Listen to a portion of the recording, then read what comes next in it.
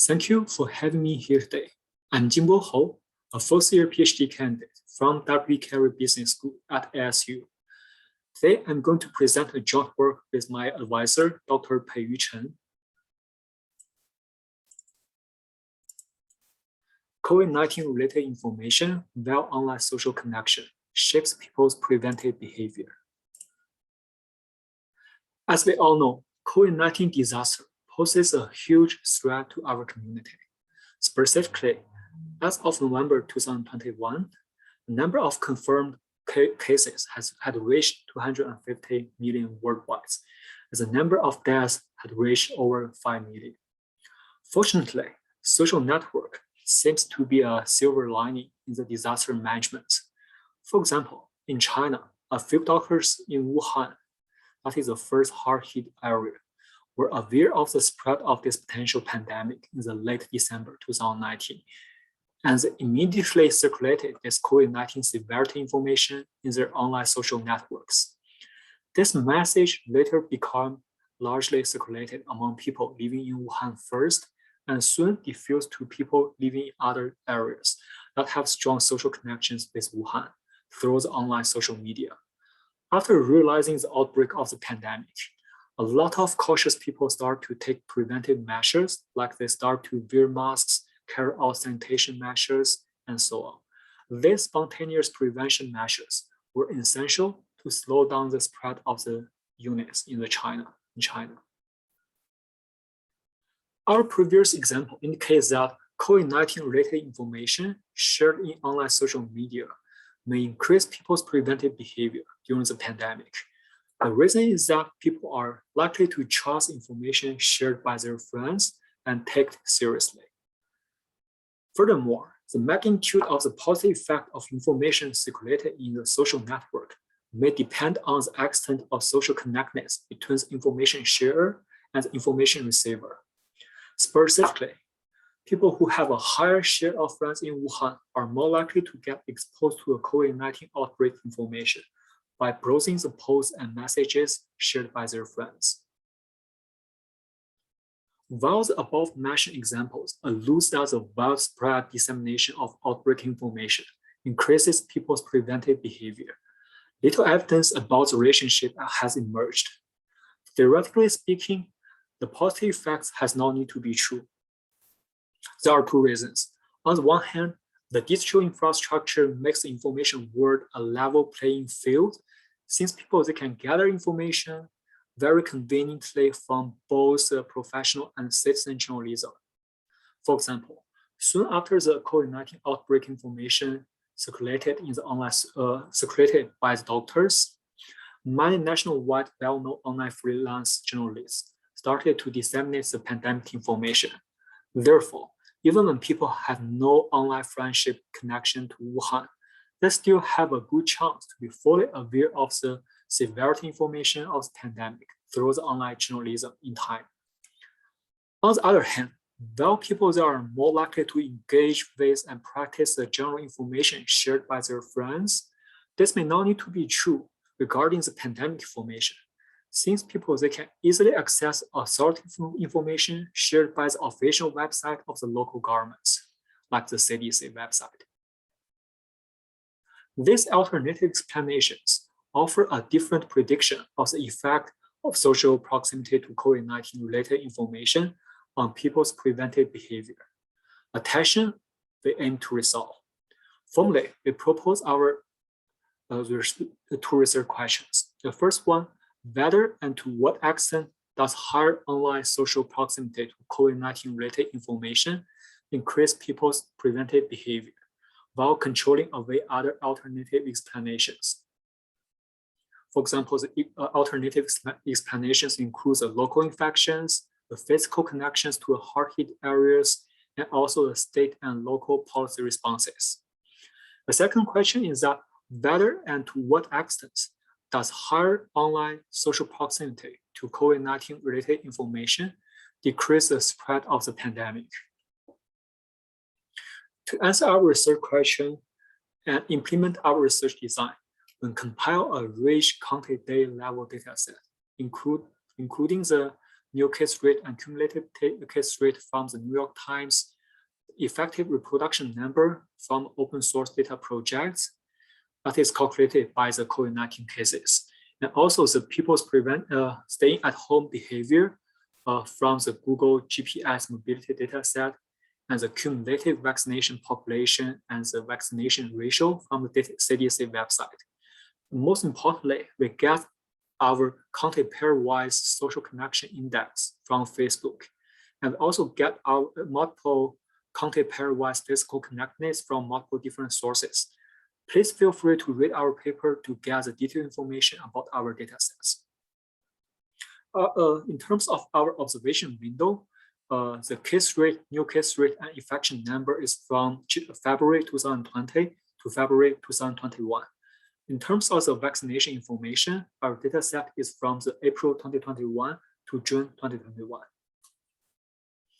To answer our research questions, we first leverage a measure of online social connection between County I and County J based on the Facebook social connectedness index, we call it ICI index. Specifically, as shown in the first equation, ICI is a ratio between the total friendship in County I and County J and the product of Facebook users in County I and County J, which is used to measure the chance of Facebook social ties between a user in County I and another user in County J, which means that what is the probability if we randomly pick a user from County I and randomly pick a user from County J, they are a friend in Facebook. To make the social proximity index more straightforward, we use a County J's population to reweight the ICI using equation 2. Our reweighted ICI captures the percentage of Facebook friendship of County I from County J. For example, when the weighted ICI ij equal to 0.1, it means that 10% of County I's friends are from County J. With the help of the measurement of the social proximity between counties, we can further measure two types of social proximity to COVID-19 related information of County I using equation 3 and 4. Specifically, we use equation 3 to measure social proximity to pandemic severity information, and we use equation 4 to measure social proximity to vaccination information. The intuition behind these two measures is that we want to capture two types of variations. The first type is a social connectedness between the focal county I and its social neighbors, County J.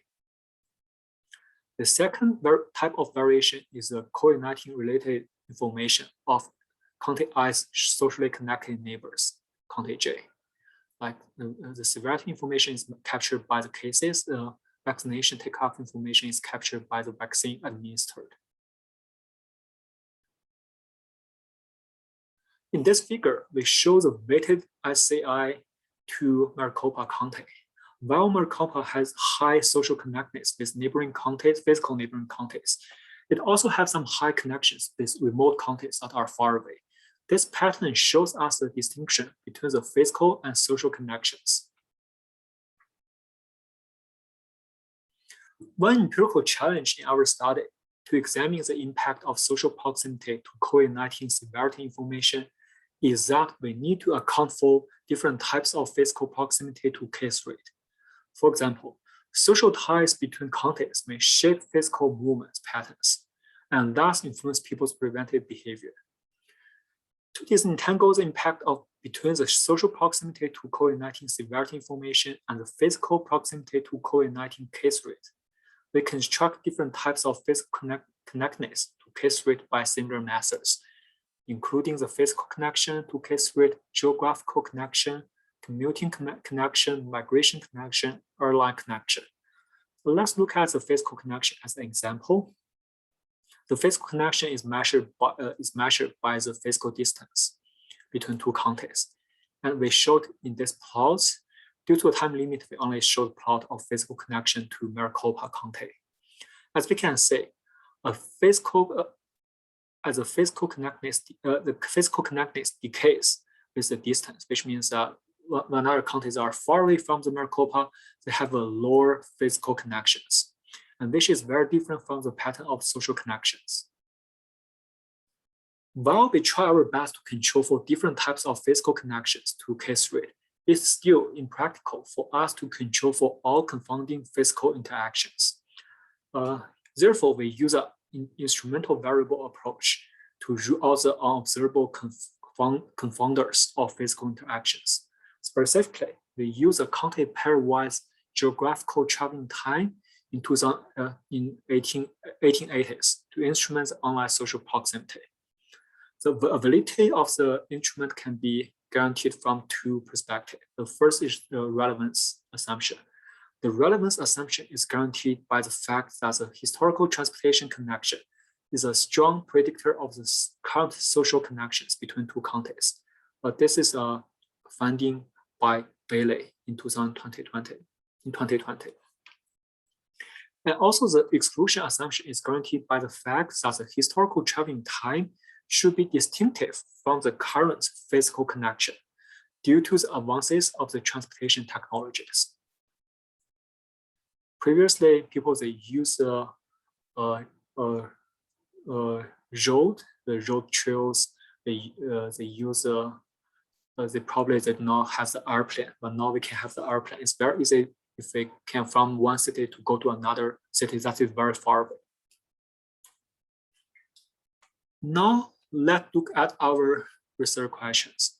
We first examine whether social proximity to COVID-19 severity information increase people's preventive behavior. We measure people's preventive behavior by their staying at home using the Google GPS mobility dataset. Specifically, this dataset provides the time people spend at home and away from home. We use the social proximity to case rate to measure the social proximity to COVID-19 severity information of the socially connected counties.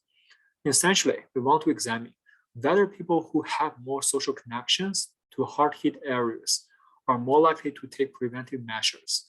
We control for 5 different types of physical connection to case rate, and we use the lagged independent variables to avoid the reverse causality.